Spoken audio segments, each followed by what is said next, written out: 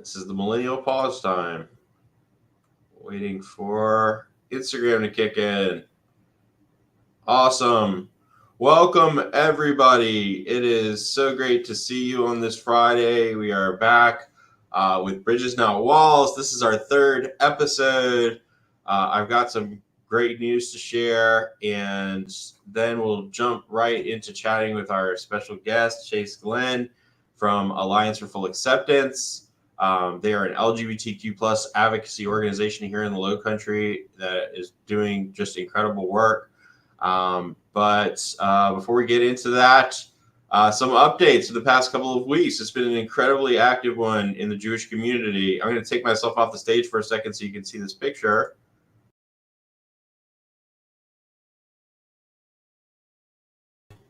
That is a bunch of Jewish community members at the State House where we had our advocacy day about 2 weeks ago now. We had 50, 60, maybe more Jewish community members from around the state of South Carolina gather.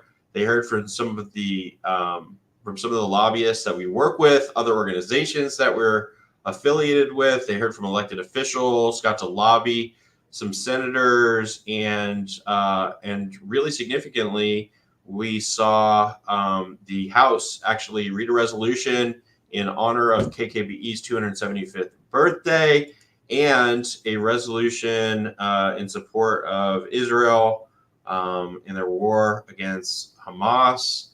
I wanted to see if we can share that moment. It seemed like it was a one that really resonated with the folks who were assembled. So hold on one second while I figure out how to do that. Share screen. Here we go. All right, here we go. I stand here with my colleagues, and I think everyone who's sitting in the chamber, because we filed a resolution that every member signed on to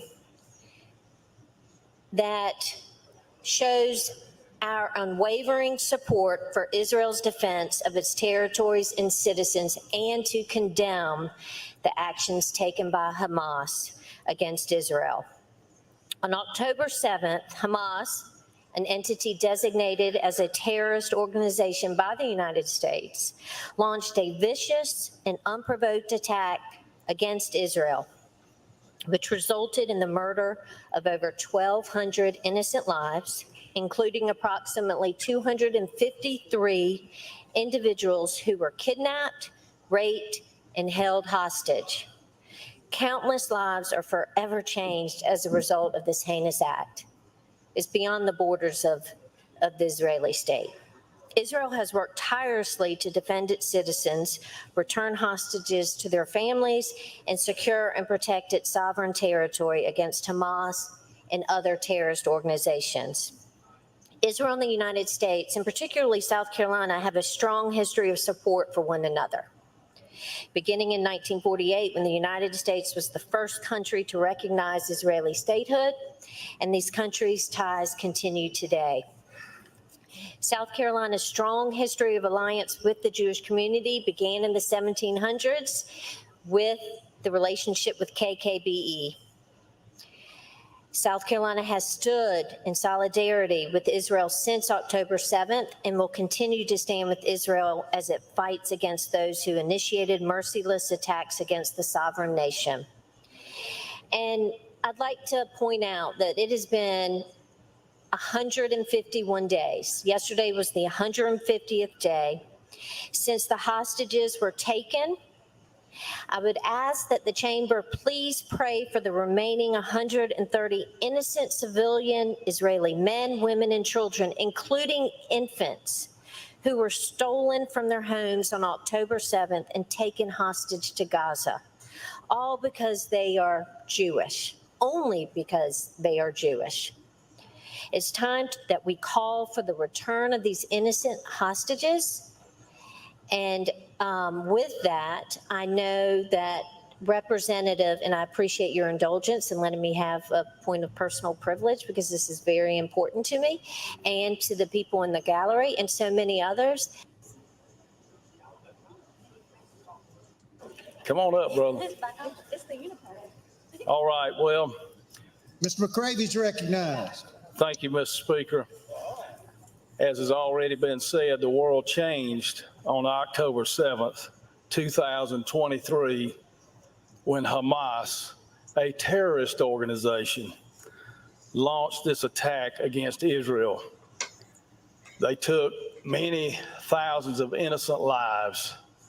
They took hostages, which are still being held many days later. They killed Americans, they killed Israelites, and we got this resolution together to condemn those actions and to stand in support of Israel. South Carolina has a strong history of alliance with the Jewish community. It began in the 1700s, and we've already recognized the second oldest synagogue building and the oldest in continuing use in the United States. And that alliance continued when Israel became a state. And we want you to know in the balcony, the Jewish members, Jewish faith in the balcony, that South Carolina stands with Israel. And by this resolution, we show our unwavering support of Israel's defense of its territory, and we condemn the actions of Hamas, and we stand with the Jewish people here in South Carolina. Thank you, Beth. Thank you, Mr. McCravy. Thank you all for being here today.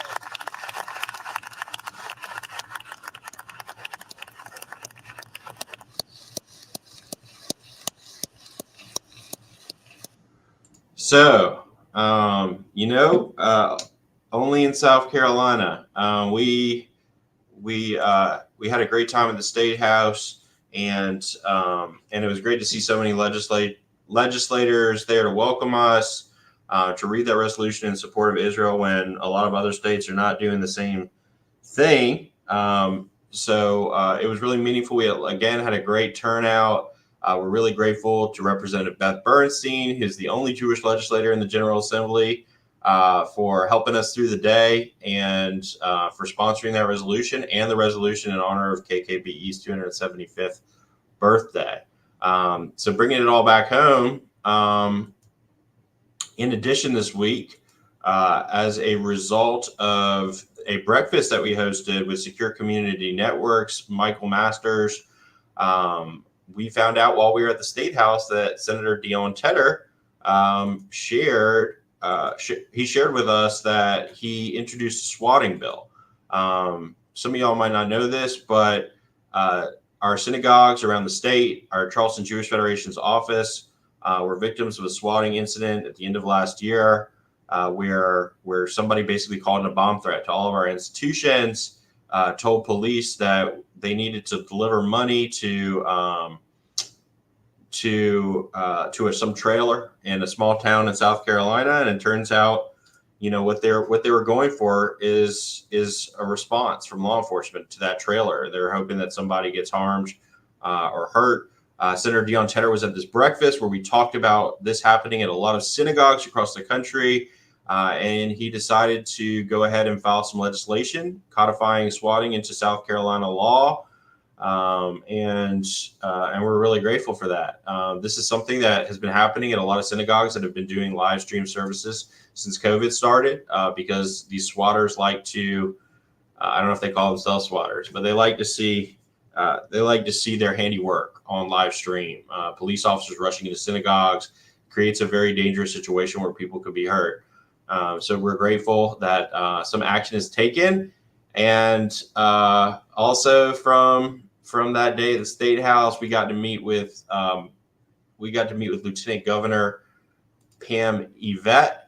She was kind enough to speak with us about rising anti-Semitism, as well as her daughter's experience visiting Poland and concentration camps. Apparently, her daughter was a Jewish studies minor at the college.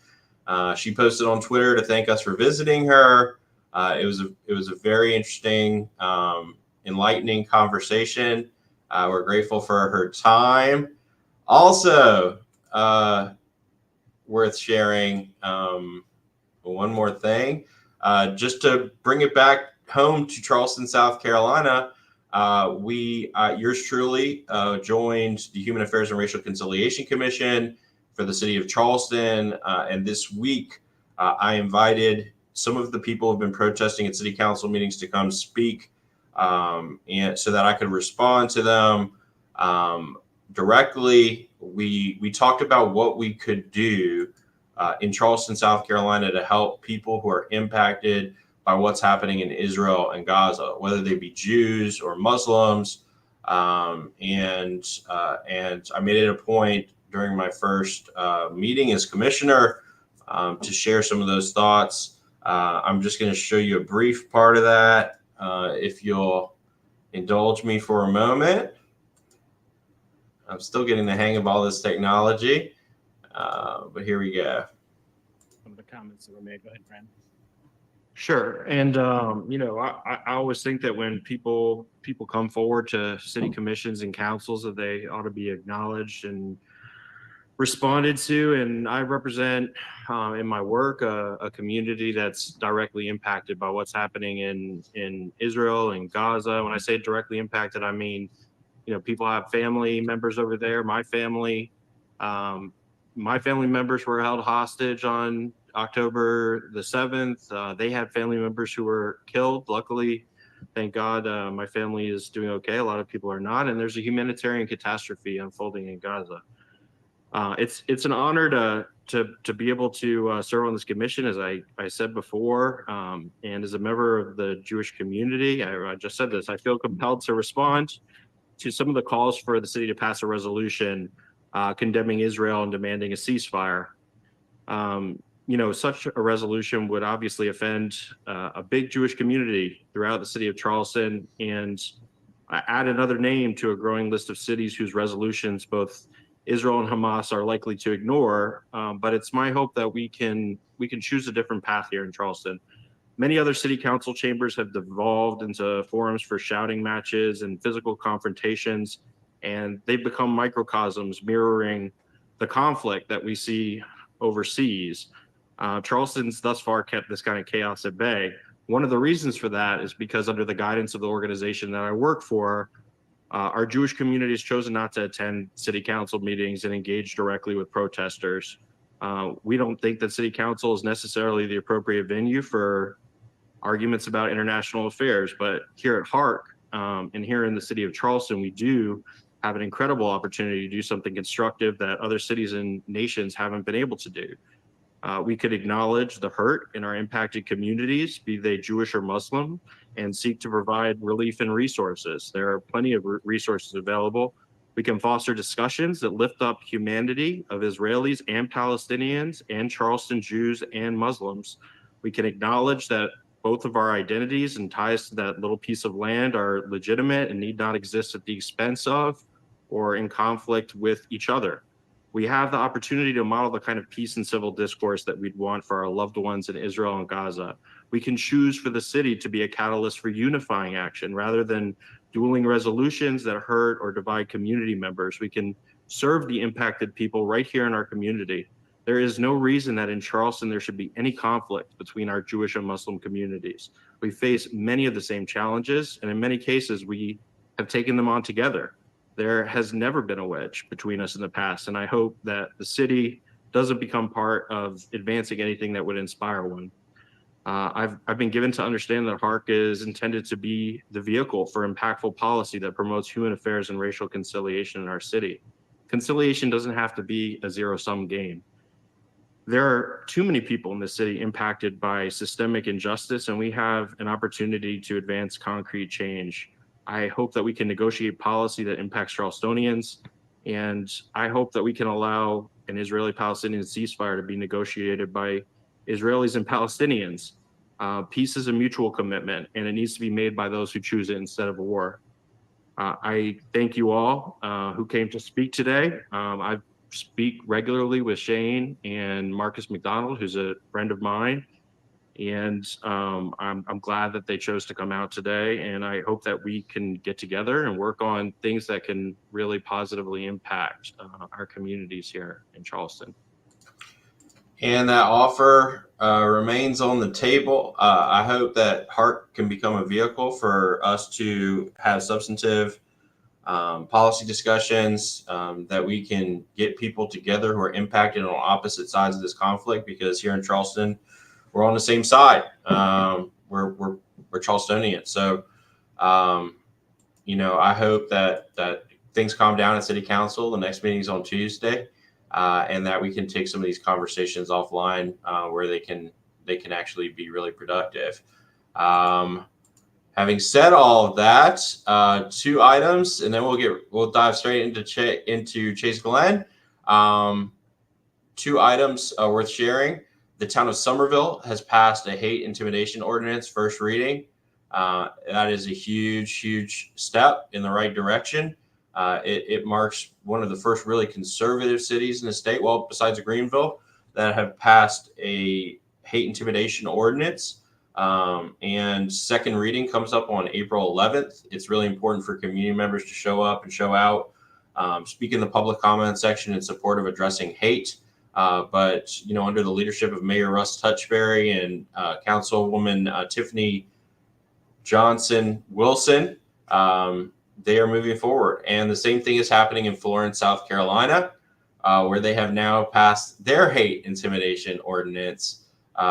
Florence was the venue for a number of anti-Semitic firings that took place, and they recently arrested the same neo-Nazi that was caught in Horry County doing the same thing. And they're charging him with multiple charges outside of the hate intimidation ordinance, hoping to really discourage this kind of behavior across the state. Folly Beach has one that they'll be considering in April. Somerville has second reading again. In a number of municipalities, we're seeing these resolutions or these ordinances, I should say, pop up where hate can be addressed. And then, last but not least, this leads into our guest, Chase Glen. This past weekend, we celebrated alongside Alliance for Full Acceptance their 25th anniversary. Alliance for Full Acceptance, for those of you who may not know, is an LGBTQ plus advocacy organization that has had incredible impact locally and statewide. We've been partnering with them since before Stamp Out Hate Coalition. And this weekend, we were invited to their gala where Federation was honored with this beautiful award for allyship, for being great community partners, which we are obviously very proud to do. And in the interest of showing something more interesting than my face, I am going to show you a little teeny clip from that event when we got viewers. Judy Corsaro and Brandon Fish. Judy is CEO of the Charleston Jewish Federation with the Community Partner Award. Presents Judy Corsaro and Brandon. It was a really lovely night. The community showed up and supported advocacy and the work that AFFA is doing in a way that was really inspirational to me as an advocacy professional. And we look forward to many more years of partnership with Alliance for Full Acceptance. So with that, I am thrilled to introduce my friend and Executive Director of Alliance for Full Acceptance, Chase Glen. Chase has a long list of accomplishments in the city that are too long to go through, but leading AFFA is definitely chief among them. He's a Liberty Fellow, which is a really amazing distinction to have in South Carolina, and also is former admin at MUSC, working on how MUSC interacts with, welcomes LGBTQ clients in their hospital. There's a lot to dig into there. But Chase, thanks for being here with us. Tell us, introduce yourself, please, and tell us a little bit about Alliance for Full Acceptance. Oh gosh, well, thank you, Brandon, and I just want to also just say thank you so much for giving us the opportunity to honor y'all at the gala this past weekend. I was just so touched by the number of folks that you all brought with you to help celebrate our 25th anniversary, but also be present when we were able to present you all with the award. And that genuinely, speaks to our gratitude for our partnership and work in coalition with you all through the years. And so it was a fun night, and it was just so nice to be able to have you all in the room and to be able to honor you a bit in the midst of the celebration overall. So thank you all for being there. That was great. Yeah. So, tell you a little bit more about myself. Name is Chase Glenn. I use he, him pronouns. I am the executive director of the Alliance for Full Acceptance. We go by AFFA, more sort of casually around the area. We are a 501c3 nonprofit organization working on behalf of the LGBTQ plus community here in South Carolina. We also have a 501c4 advocacy organization called AFFA Action. And our work is really focused on legislative advocacy, lobbying, and sort of political strategy here within South Carolina, again, focused on the LGBTQ plus community. AFFA has been around for 25 years. We can now say that officially, founded in 1998. Really just sort of out of when I speak with the founders who are still around and still active in this area, they really speak to the fact that it was formed out of a sense of sort of desperation. Like they were sick and tired of not being at the table in conversations around, that would impact our community. And so felt like, you know what, if we aren't going to be invited to the tables that are already in existence, we're going to create our own table, and we're going to invite people into our space to have these conversations, because we really see value in dialogue. We see a need for education, and we're going to use that platform to hopefully move the needle on acceptance and equality in the state. So 1998, AFFA was formed. And we've, we see our work as sort of, revolving around kind of three pillars. One being education. We do a lot of education training, out in the community with businesses, nonprofit organizations, healthcare providers, governmental agencies, law enforcement, anyone where, they think they could benefit from understanding the needs and the lived experiences of LGBTQ folks a little better, that it might help them serve the community a bit better. We offer that service up to the community and help educate. We also do a number of sort of what we would see as kind of community kind of awareness building campaigns. We've done media campaigns throughout the years, whether they're billboards or radio spots or TV ads, anything, social media campaigns now as well, anything to sort of raise more awareness around the needs and experiences of LGBTQ plus folks. We try to run campaigns like that, sort of raise more awareness. And then our advocacy work, which has historically been housed in our C3, and we've done that that work under the C3, but really seeing a need and an opportunity to go deeper and invest more in that work. We formed a 501c4 this past year, AFFA Action, so that we really could kind of double down on our investment, because we really see, particularly in our state legislature, a need for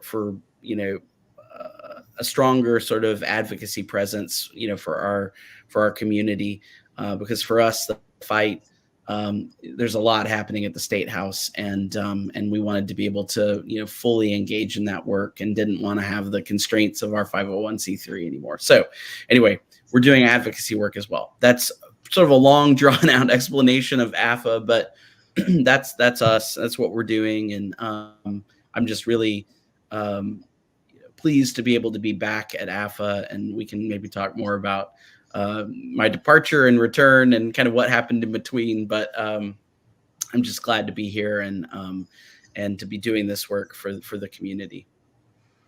Wow. As you were speaking about your different pillars, I was just thinking about how closely they align with the pillars that we have for combating anti-Semitism, education and awareness, advocacy. We have the added component of having a security professional on staff who does consultations with our synagogues. But the education piece is so important. And speaking of being at the table, there certainly are tables that we're at where we'll, grab a hold of AFFA and say, come on in, you need to be at this conversation.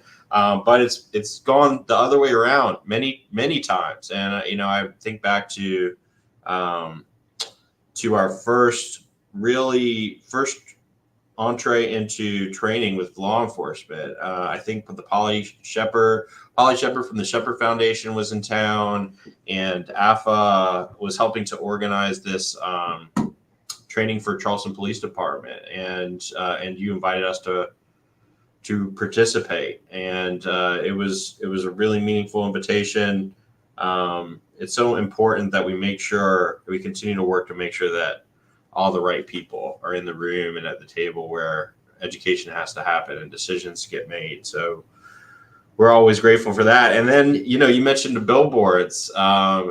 People in our community talk about billboards all the time on a number of issues. It's been a long time since we had a billboard, but, your billboard campaign was so creative. Could you tell us a little bit more about how that came to be? I remember riding up to Columbia with you and seeing some of the billboards that were the inspiration for the billboards that y'all created. Yeah. So, So, people think of billboards as being like really old school kind of, communication method, advertising method. But it really is still quite effective. You think about the millions of drivers on the roads here in South Carolina, particularly in seasons like this where we have a lot of travelers coming through for spring break. And so it was about this time last year that we ran a billboard campaign.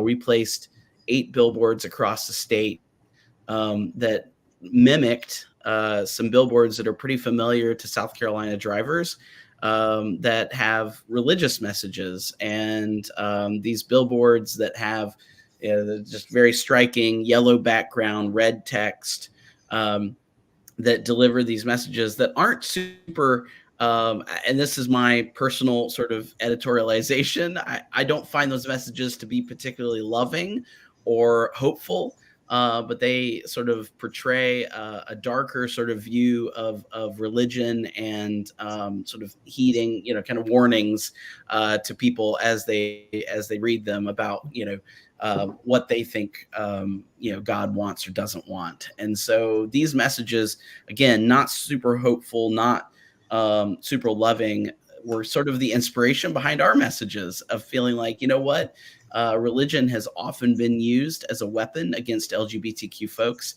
So what if we sort of flip this message on its head and duplicate the look and feel of these boards, but do it instead with a message of hope and love for LGBTQ plus people. And so again, we put out 8 billboards across the state with 2 different designs. And the designs said just very, very basically, the one said God loves LGBTQ plus people, and the other says rejoice, God loves trans kids. And we placed those billboards in our minds pretty strategically, wanting to make sure we got legislators to see these billboards as they're heading to and from the State House each week, because we knew we had several bills. Within this legislative session, we have over 25 anti-LGBTQ plus bills filed at our State House, and wanting to get this message out there so that folks know that it's not okay to use religion as your scapegoat, as your reason to file these bills and to pass these bills. So it was really just about calling attention to that and saying, while we don't want on one hand, this is about, calling out religion as not being an okay, vehicle for this message of hate. The other side of that is offering up hope and love to our community members who so often have felt that sort of oppression and discrimination from faith communities historically. And that really, while we did get quite a bit of negative feedback from people, there's no better way to get people riled up than use religion as a way to support LGBTQ plus people. We also got a lot of messages from people within our community who said, I've never felt like this sort of positive support coming to me with a message that also includes sort of a faith lens on that. And people, said, I saw your billboard, I burst into tears. I was so, moved by that. And so that was sort of the flip side of that as well, hearing from our community members that they really appreciated that message of support. So anyway, yeah, that's one example of one of our billboards through the years. And we got a lot of good feedback from that. Yeah, just as a Jewish person in South Carolina that grew up riding up I-26 and seeing very similar signs, and asking my mother questions about it, like if I don't accept Jesus, we don't pray to Jesus. Are we going to hell? Are we not going to be saved? What does that mean? And also just seeing the State House, how gospel is kind of spliced into debate about bills and their impact.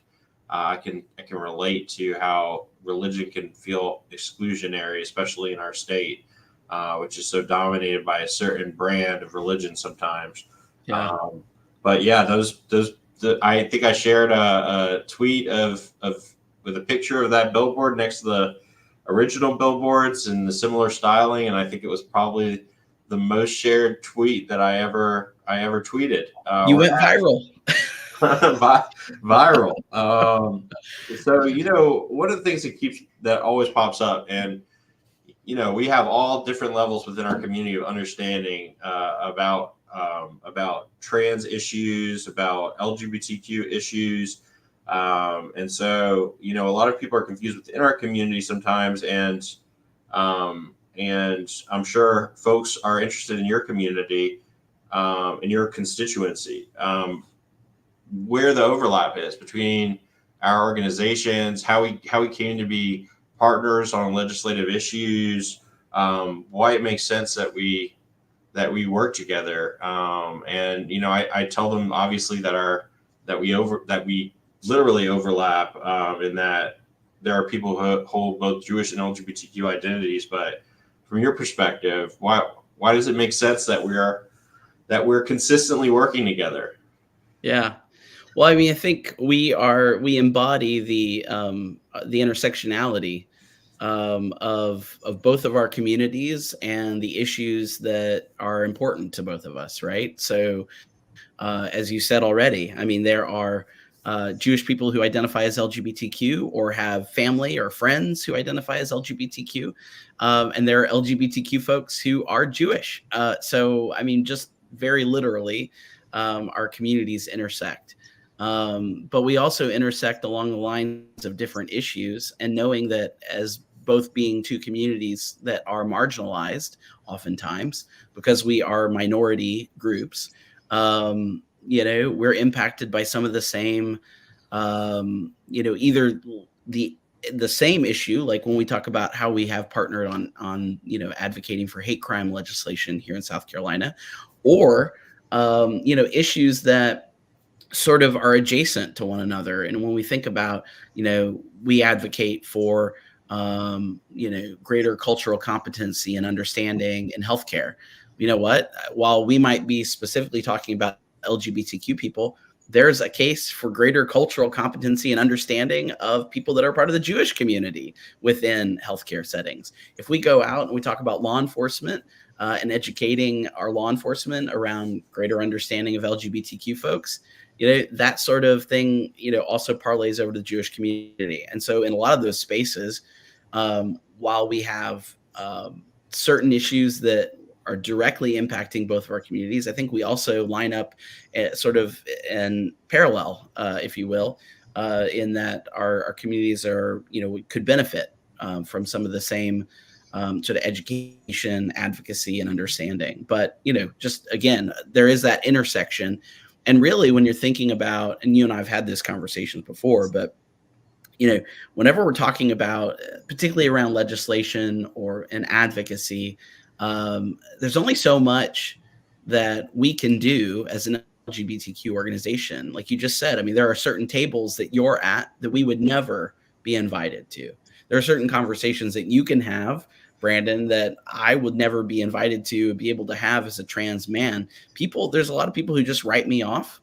They've made up their mind about what it means to be trans, what my experience is like. They might think that I have a mental illness. They might think, whatever it is, right? Because of their personal beliefs, that they don't really care what I say. But Brandon, you can get into a space and have a conversation that maybe I could never have, and help move people along in their understanding, and hopefully bring them to the side where they, have greater awareness, and hopefully will be an ally for our community. But, that's why one of the reasons why our partnerships and our coalition building is so important, because that's really going to be how we move the needle here in South Carolina for greater acceptance and equality and understanding, is by having these sort of allied relationships, partner relationships, and doing this work in coalition. Well, I couldn't have said it better myself. And, I often tell people when they ask us why we partner with this organization or that organization or this community or that community, that first of all, we can find common ground with just about every group in South Carolina, and certainly every minority group in South Carolina in terms of our experiences. But, we're also, the Jewish community feels like a big, mighty community, but we're all of like 3% of the population of South Carolina. And the reality is that 3% of the vote doesn't constitute anywhere close to a majority. And so, the power that we have is in amplifying those numbers through partnership, and through finding what those common issues are between all of our individual communities, and making sure that we come together on those, because it's the only chance we have. But that leads into another question that I really wanted to ask you about. You talked about the rooms that don't swing their doors open for you and LGBTQ organizations. And, as we've been advocating for this hate crimes bill, what I keep hearing from people, or what I have heard from several people in the know, is that, all right, it's primary season, and the hate crimes bill is seen as a Democrat bill, Democrat issue. Hate crimes is a Democrat issue.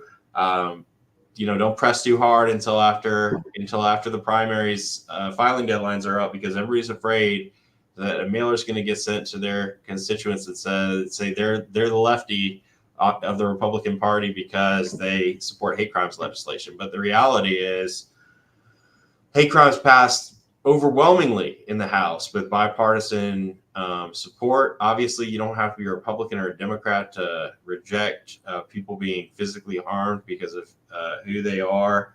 And all of that to say, despite this kind of branding, and the branding also of LGBTQ organizations as like left-wing or Democrat organizations, you all managed to get things done. We all managed to get things done.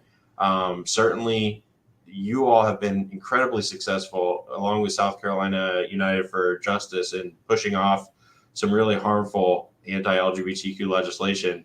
How, in this deeply, deeply red state where Republicans have a supermajority in both chambers, does an LGBTQ organization find success? Like, how do you find yourself working with Republicans? How do you cross that line and dispel that notion that your interests are Democrat interests, or just Democrat interests? Well, I mean, I think a lot of this, as you know, I mean, a lot of our legislative work really goes back to relationship building, and forming relationships, building relationships, and cultivating those relationships. with not only Democrats but Republicans who are like-minded, and finding that sort of inroad with each of them individually, what motivates them and what moves them. You know, I can use the example of, you know, some of this, the anti-trans healthcare issues. You know, we've found some common ground with some Republicans in that they've been, you know, similarly when it came to the abortion fight around bodily autonomy. I mean, that is, there are a few Republicans there in the Senate that we feel like are going to stand with us on this bill, you know, and saying that this bill that would limit access to healthcare for not only trans youth but also some trans adults is not okay. And so we can find some common ground there, right? You know, another sort of angle on that bill is there's a provision within that bill that would mandate that teachers would out LGBTQ students, specifically trans and non-binary students, to their parents. You know, there are some legislators that say, you know what, that's not okay. I don't want you to, you know, offload more responsibility onto teachers. I don't want to, you know, teachers to be the ones who are responsible for having to out and have these conversations with parents who might not, you know, take that information very well. So that's another angle, maybe, that we can find common ground with some Republicans who really want to put more protection and more guardrails around the teachers so that we can keep the teachers that we already have and not put them in a position where they have to do even more work, right?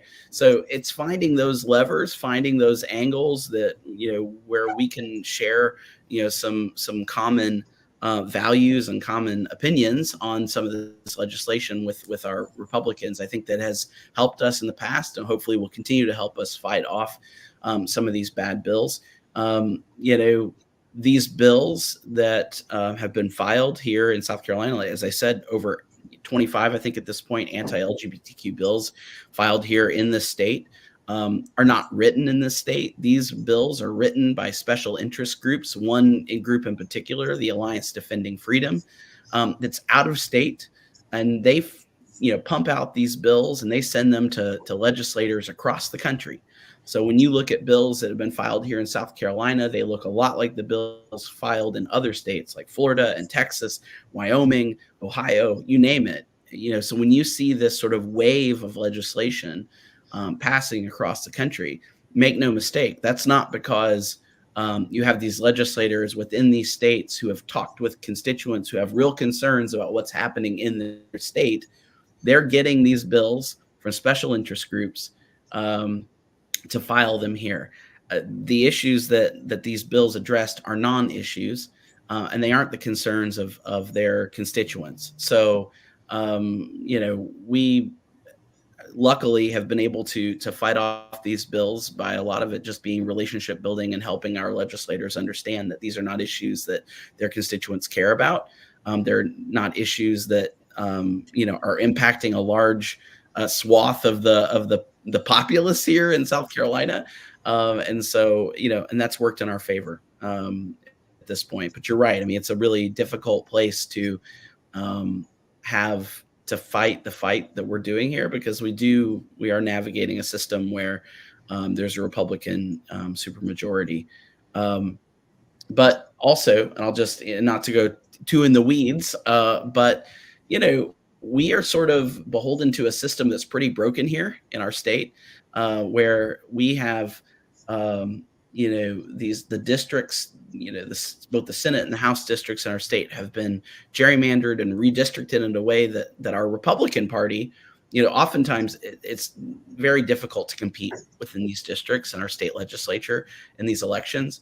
And a lot of times what happens then is you have the Republicans that are really competing, and that's happening in the primary. And it's, you know, are we getting the more conservative or the more moderate candidate, right, that gets to the general election? And so, you know, these issues, though, are not winning issues in our opinion. And so our hope is that we'll be able to have, you know, more thoughtful leadership among Republicans to not take these bills up and to not waste time, really. You have a small legislative session here in South Carolina. It's a short session. We want to get things done. We want to pass bills that actually impact the majority of our of our citizenry here in South Carolina, and bills that are out to target and hurt LGBTQ people are not bills that really impact our state and will really help progress our state, and help us, do better across the board. So hopefully we'll continue to have that sort of understanding on behalf of Republicans that these are not issues they should be, seeking out, because it really doesn't do anything to help, the majority of South Carolinians. I was at an affair, a legislative affair, where I was running into legislators and candidates for office, and I will never forget. A candidate for office walked up to me and was talking to me and said, that the current person currently holding that seat, the seat I'm running for, voted to put men in women's and girls' sports in school. And I said, what do you mean? And he said, well, there's a bill that's aiming to fix the problem of men participating in girls' sports in school. And I support it. And this person who's in office voted against it. Can you believe that? And I asked what I thought was, and I knew the answer to this question already, but I asked what I thought was like the natural question, which is that a big problem in South Carolina? Is there a lot of this happening? Is it impacting women's sports? And he said, "Oh, I'm not 100. I think so. I'm not 100% sure. I'll have to get back to you on that." And in general, when we look at legislation that's filed, so much of it is this legislation that's filed in 25 states at a time, that has little to do with responding to problems that are actually happening in our state. And the opposite is something like what I mentioned earlier with Senator Tedder. He heard about a problem that was impacting the local Jewish community around the state. He heard that it was impacting others as well. And he said, all right, here's a bill to address that. So many of these bills, we're talking about, I think I did the research on the sports bill. A handful of kids in the whole state are trans and participating in organized school sports. And of those, there's no example they can point to that says, well, this trans student is dominating girls' sports, and it's a major biological, it's an issue, it's a biological advantage. I hadn't seen that, and I would think that if that example existed, it would have been shared in one of the dozen times they've tried to pass this legislation. But that brings up an interesting point, because y'all just did a press release, or about to do a press release. I saw on Twitter that something like 71% of the state opposed these kinds of bills that would dictate what doctors do or don't do in terms of prescribing trans kids medications that they and their parents think that they should have. 71% opposed the legislation, yet I think it passed in the House already. And it's likely, and it's gotten a lot of support. It's rushed through the committee process in the Senate. Why do bills, from your perspective, that are unpopular in our state, like that one, like others, there's been a number of social issue bills that have polled terribly in our state, and yet they are the fastest moving bills. Constitutional carry is another example. Why do you think that they find so much success despite being unpopular with voters? Well, I think at the end of the day, oftentimes it's because, the folks who have either sponsoring these bills have added their names to the bills. They see this as red meat for their base. They know that within their particular district, they're really going to appeal to a segment of their voting base. I don't know that a lot of these legislators have seen that data. That's fresh. You're hot off the press here. And we've started circulating that around to our, some key stakeholders up there at the State House, and helping people see, hey, this is, you may think this is, the big issue that people care about, and you may think how people feel about this issue, but here's some polling data that shows you that, like you said, 71% of the folks that were polled across our state don't think that the government should intervene in the healthcare, the gender affirming healthcare that LGBTQ youth receive, as long as those youth have their parental support. And so, I think our legislators in this case have maybe made a lot of assumptions about, how their constituents feel about this issue. But now we have some polling data that says that that is incorrect. And, if you're to dig down a little deeper into those numbers, and I know you've seen it, and we have this sort of information out on our website, but we've been able to slice and dice that data and see that no matter the demographic that you choose, that stat remains the same, that there is not support for this type of bill, whether you divide that by political party affiliation, gender, age, geographic location in the state, across the board. Any way you slice or dice that, people do not support this bill.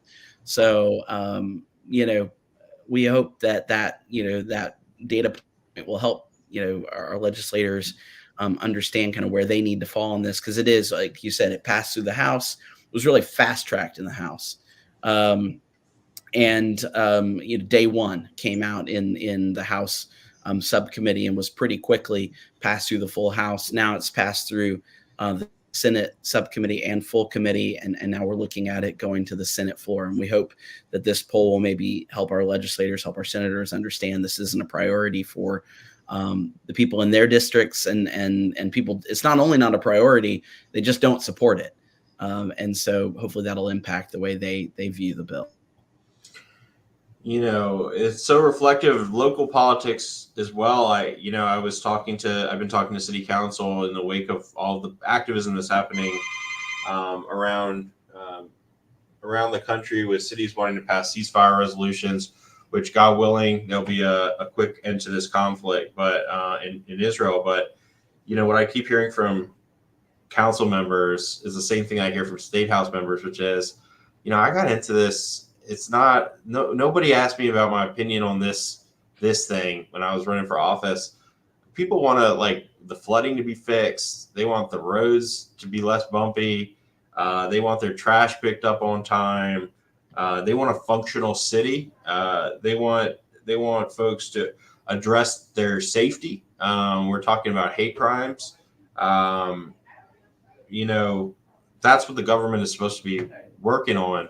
And even I met with a very high level member of the Republican Party before this last half of the session, and he told me that he hates working on these social culture war bills, that they're a distraction from judicial reform, ethics reform, passing a good budget that hits on all the things that South Carolinians need, not losing $1.8 billion and finding it the next year in a bank account without knowing what it's for. Right. That's the kind of stuff that they got into their jobs to address. But it seems like that's not what they spend. They spend so much of their time on all this other stuff. One thing I want you to hit on before we go, and usually this doesn't go this long, but sorry, I'm too chatty. Well, no, there's a lot to dive into. So one of the things that happens that I've noticed is bills don't necessarily have to pass to start impacting the state. So I'll give you an example. One example is we've been fighting these educational censorship bills in the state house, or at least, bills that would limit what could be taught in terms of history. We've been opposing those bills. None of them have passed and been signed into law. But when you go to school board meetings, they're already responding to the legislation that hasn't passed yet because they're afraid of the lawsuits that will come from it. They're afraid it's going to be stuck in budget provisos and they're going to be sued. And they're already acting as if the legislation has passed, even though it hasn't, and even though it may never pass. I noticed that the same thing obviously happens with this gender affirming care ban kind of legislation. Very famously, and you were there to watch this happen. MUSC stopped all of their gender affirming care for kids in response to threats from the legislature, pending legislation that still hasn't passed a couple years later now. And the way that impacted the community was huge. The bill didn't have to pass for the impact to happen, for the negative impact to happen. A famous example, I don't think I'm blowing up anything that nobody already knows, but our rabbi at KKBE has a trans daughter that was getting care at MUSC, and they had to start traveling out of state to get the same care they were getting 5 minutes away, despite no law being passed that's saying that shouldn't be, that kind of care shouldn't be provided. So I guess the question in that is, what can these organizations, whether it be our school board or MUSC, what can they do in the face of this proposed legislation to ensure that they can continue doing the work, the important work that our community needs them to do, even under the threat of all of this? I mean, anybody can file a bill in the South Carolina State House. How do we keep that from being something that harms our community? Yeah. Well, I mean, I'll flip that a little bit and just say, I think it's a really unfortunate thing that happens is, we have certain legislators that really like to wield that political power and do it in a way that puts pressure on these institutions, whether it be school boards or higher ed institutions here in our state. And I know specific examples of legislators who have, sent messages that make it clear that if, a certain institution does something, that there will be negative ramifications for them later down the line. So that sort of, misappropriation of power and them taking that on is, I don't want to give some of these institutions a pass, but I will say we have legislators who take advantage of their positions of power and put pressure on these institutions, because at the end of the day, there is funding that these institutions need. And if we have our legislature that is in control of passing a budget and approving certain funding, it puts them in a real position where our legislators need to know that our institutions of higher ed, academic health science centers, and other organizations, other institutions like that need to follow the science, need to follow their accrediting, bodies. And if we're going to throw politics in the midst of that and put pressure on them in that way, it's doing no one a favor, and it's creating a real sort of imbalance here in the state. That being said, my message to those, whether it's school boards, higher ed institutions, other institutions like that, who have maybe either been tempted to or have proactively taken steps that, before a bill is even passed, to sort of push the negative impact out. I'd say, I really hope you can find the courage to stand strong and do what's right and do what's best for our community, and not have to, be swayed by potential legislation. Because you're right. I mean, the impact of that particular instance where, that institution took steps to stop providing care for an entire community before they even needed to do that, has such great, has negative impact on all sorts of people who were receiving that care. And you use the example of the local rabbi and his family. But at the end of the day, having these quote unquote social issues, legislators who have fixated on these social issues and are now trying to pass legislation around those issues, puts our institutions, and the quality of care and quality of programming at risk. And it's not just about trans healthcare, but the DEI ban bills that that are now making their way through.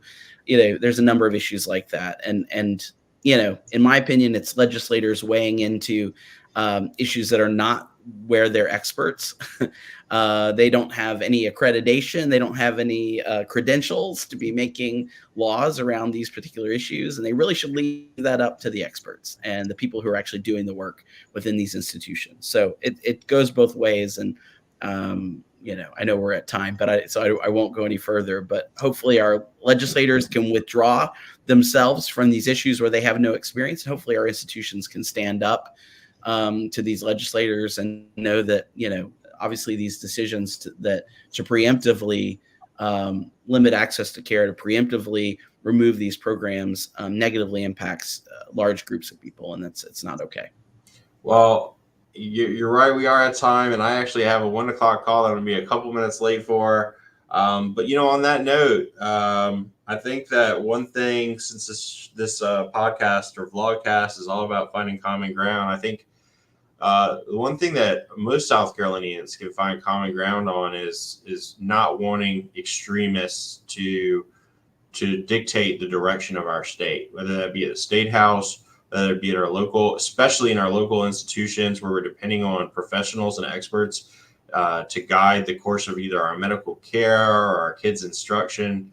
The idea that the most extreme people in the state are at the wheel without any qualifications for making these decisions is frightening. And it's frightening. It's frightening for the Jewish community. It's frightening for anybody that believes in kind of taking a common sense course forward. And I hope that the system can be adjusted so that it does not reward the people with the loudest and most extreme voices on every side of an issue. So with that, I just want to thank you for as always for being a great partner to us and for showing up today and sharing with us. And I hope that we have many more years ahead of us beyond both of our professional tenures at our organizations, of our communities working together. And as soon as you're available again, hopefully we'll have you back on to celebrate the passage of a hate crimes law, the defeat of anti-LGBTQ legislation, and another session where disasters have been averted and hopefully great things happen. Yeah. Well, thank you so much for the opportunity to be here. And again, thank you for your partnership and support. Look forward to being able to work together with you. Like you said, far into the future. Awesome. Well, have a great weekend. And for everybody watching, make sure you go to KKBE Purim at the Bend this weekend on Sunday with your family. It's going to be a great event. Stay tuned for upcoming city council meetings, and make sure to help advocate for a state hate crime law. Go to bit.ly/stampout hate to send a message to your senator and some other senators who should be hearing from you. And yeah, this will happen now. We've decided every second and fourth Friday of the month at 12 p.m. If you have somebody that you think we should be talking to in particular, get in touch with me. And make sure to share. What do the kids say? Like, share, subscribe for the next show. Thanks again, Chase, and thanks everybody at home. Thank you. Bye.